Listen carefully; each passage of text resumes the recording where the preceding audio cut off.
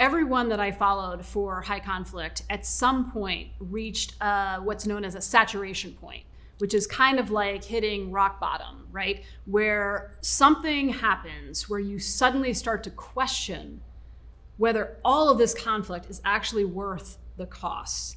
It's a moment of dizzying disorientation where people have to decide whether they're going to stay in high conflict or do something radically different. I followed Curtis Toller, who was a fairly high-ranking gang leader in Chicago for many years. He was in a long-standing vendetta with a rival gang for lots of reasons that were very understandable. But there was this moment when he saw his son graduating from 8th grade.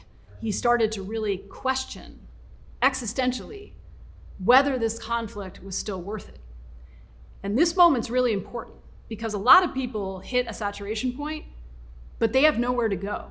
No one is welcoming them out of the conflict because at this point they've become so dangerous or so toxic that nobody wants anything to do with them outside of the conflict itself.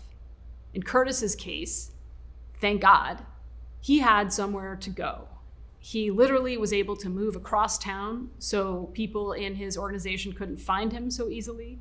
He had a priest in his neighborhood who welcomed him back, who gave him a role to play in a new basketball league that was forming between rival gangs to try to reduce the violence in Chicago.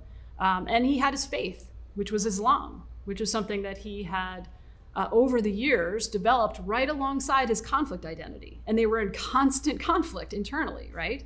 Because he was doing things that were not okay according to his faith. So he had somewhere to go, which is critical.